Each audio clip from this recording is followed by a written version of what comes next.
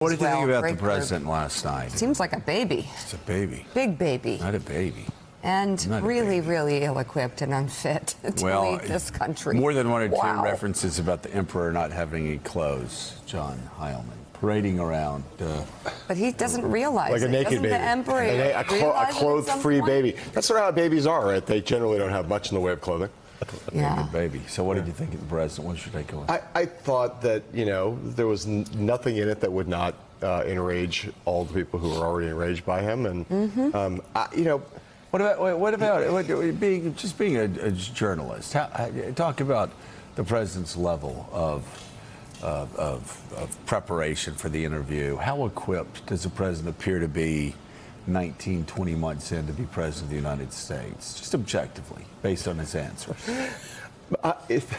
There was no way in which anything. Let's not grade him on a scale. We're just going to do this straight up. They're not going to score it like they do at Harvard, where everybody gets an A. This is University of Alabama graduation. You don't do well. You're back in Piggly Wiggly and Demopolis. Right. How did he do? I thought on the question of how well he seemed to understand the world in all of its dimensions and complexity, I would grade him in the D range. The D range. In the D range. And I think that right now, when you're looking at the question that the burning question right now for a lot of people as a journalist is, how's the president going to react on the question of the Saudis, right? Mm-hmm. And that is where this "I'm not a baby" thing came up. And it's like, I'm a man of the world. Of course I understand that bad things happen. But what he did not demonstrate in that moment, and I think that's the thing that people are looking to right now, is for moral leadership on that question. And that was utterly absent in terms of how he discussed that issue. To me, that was there are a variety of things to be concerned about in the interview, and there are a lot of things that you could criticize him for, but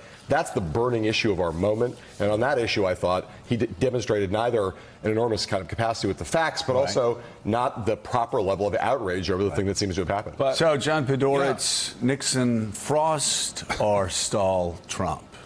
I think it was a very important interview because it was Trump coming fully out and saying, I am running an, I wouldn't say amoral, but beyond moral presidency. Values. He said, I don't want to screw up arms sales. He said, look, don't ask me to criticize Putin because I rely on him to do a lot of things for me. We don't know what that means, by the way.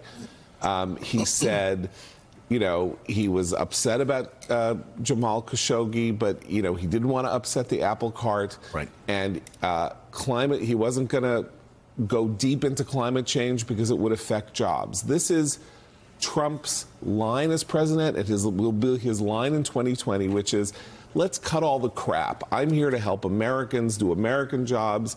I'm not going to get the United States involved in things because I'm upset morally.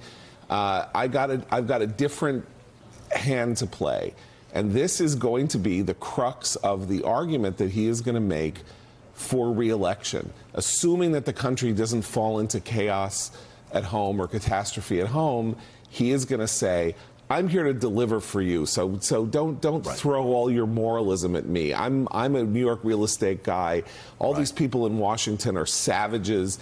I'm a savage back to them. And this is who we are now. So Richard Haas, we've heard business owners, we've heard CEOs, we've heard others talk about how over the past decade or so it's been difficult to compete with China because there were always, with the United States, values attached. Yes, we will do business with you, but you can't produce twice the pollution that the United States and the EU produce. And you can't just go around and murder journalists on one day and expect us to come to your conferences the next day.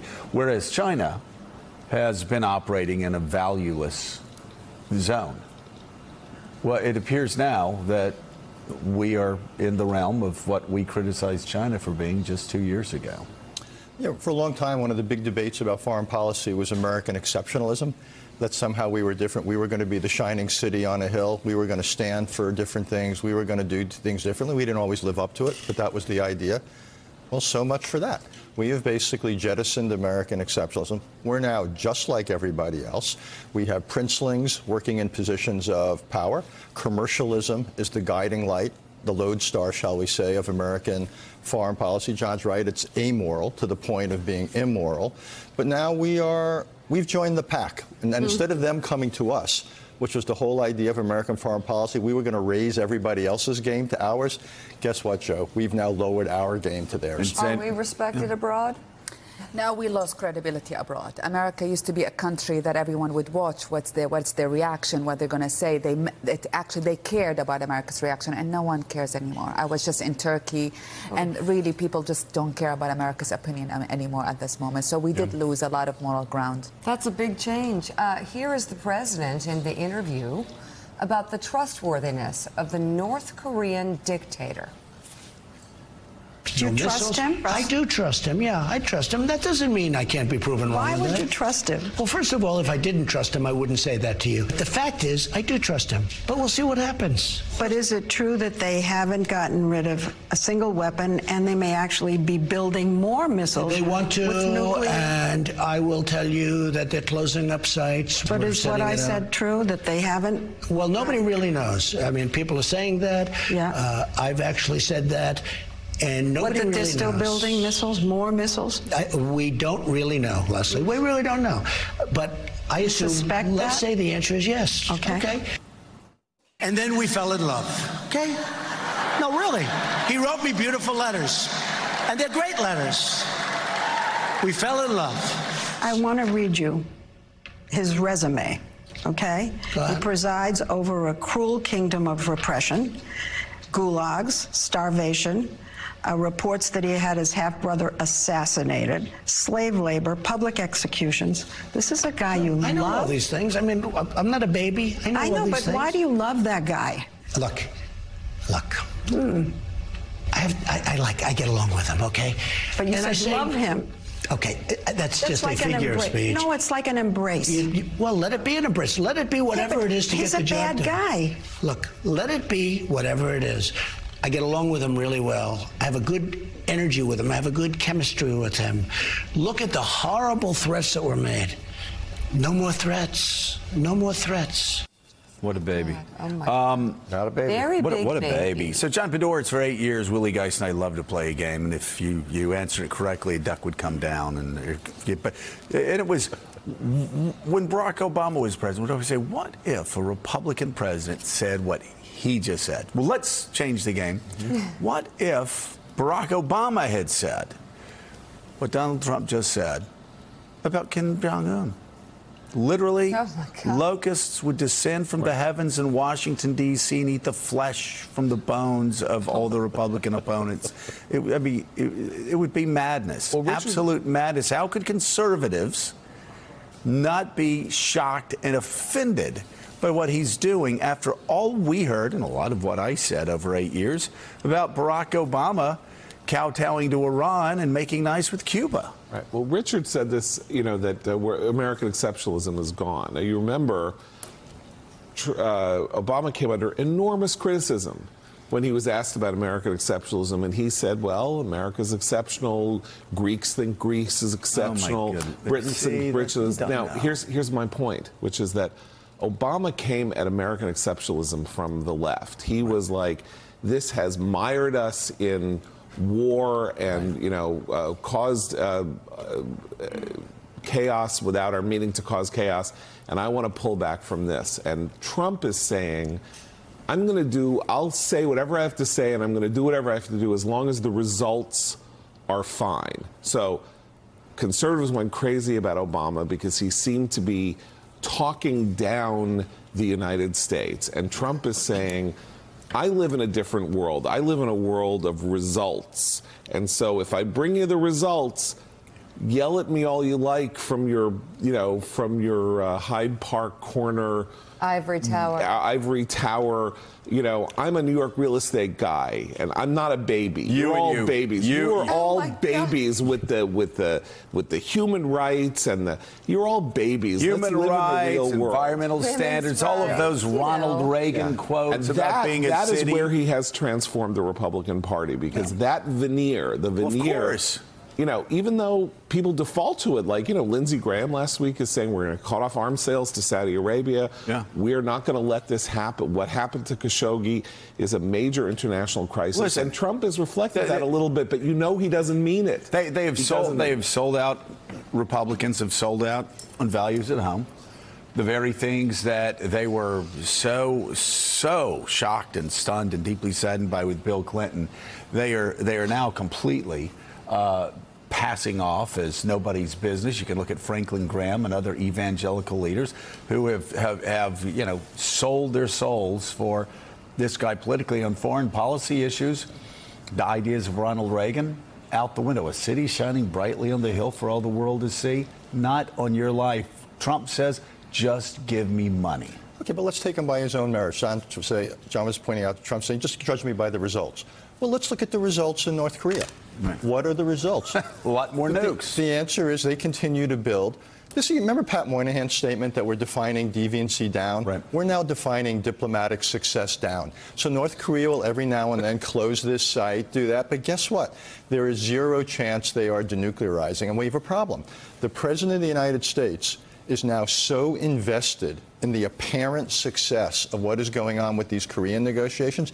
Does anyone here seriously think he's going to call the North Koreans on it and is going to give them a test they may fail? That's the danger right now. We have defined success so far down that this will continue, but guess what? We're never going to get to where we want to get. It's so much worse, though, than just saying America's not an exceptional nation anymore.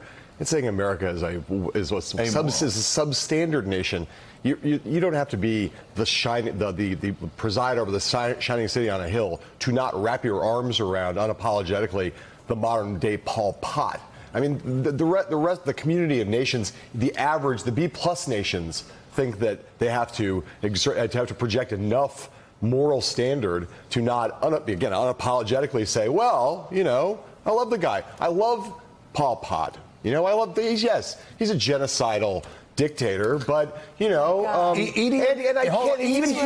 Idi Amin sent me nice letters, right. Beautiful letters. Idi and I are in love, and he's not even claiming the results, because when Leslie asks him, "Well, have they shut down the nuclear program?" he says, "Probably not." Even then, all he's saying is they're no longer doing missiles tests that we can see. But when he's asked, so what are the results, Mr. President? Well, we really don't know. I don't know. Zainab, he could still have a nuclear program. He is saying he's being nice to me. Right. This is personal. Trump is saying, I don't care about America. I don't care about the nukes. He's being nice to me. And like Putin, he's showing respect toward me. So there are two dangerous things in here to watch out for. First, there are still the people of North Korea that are still being oppressed. They're still being imprisoned. They are still starved. They are still all of these. When a president of the United States says, I love the man, he just gave him a boost of power, vitamin C basically in his power and his oppression. And if we care about the people of the North Korean people, we have to watch our words and language. Second, having grown up and known a lot of dictators, unfortunately, in my life, this is... we have to watch when President Trump is making it all about him. It's a one-man rule, and that's very dangerous. I love this man, thus we have good relationship. I don't like this man, thus we don't have good relationship. It's a very personal diplomacy. It's not about systems and checks and balance, and that is a very, very dangerous thing to watch out for. That is for sure. This, I think, is a key temptation that presidents fall for. Have fallen for throughout the last 100 years, which is, it's so easy to deal with a dictator. You go to a dictator and you say, I need X. And he's like, you have X. You go to a democratic country, it's like, I got this constituency I got to worry. I got dairy farmer. I've got rice farmers. I can't just lower tariffs. I've got to talk to my party in Bavaria. Yeah, I may lose the next election, right? So, every president, doesn't matter what party or what ideology, at some point loves to deal with the Saudis, because you go to the Saudis and you say, I need this favor over here. And they're like, done. Don't worry about it. So you wonder why do we support this incredibly oppressive regime over time? It's because they are a reliable ally in the sense that when you ask them to do something, they snap their fingers and they can do it. But every time you do it, it erodes your credibility as a spokesman for the good and the true and the beautiful. Trump is the first president to say, I don't care about the good and the true and the beautiful. you know what, that's all garbage. Let's live in the real world. You know, Europe's not our friend. What's an ally, as he said last night about the Europe? What's an ally? Let's listen to that. Yeah, bizarrely, the European Union was framed, according to him, in order to screw us in trade deals. That's an insane opinion. We created the idea of the European Union. Dwight Eisenhower created the idea of the European Union to stabilize the most unstable place on earth, right? Thanks for checking out MSNBC on YouTube, and make sure you subscribe to stay up to date on the day's biggest stories. And you can click on any of the videos around us to watch more from Morning Joe and MSNBC. Thanks so much for watching.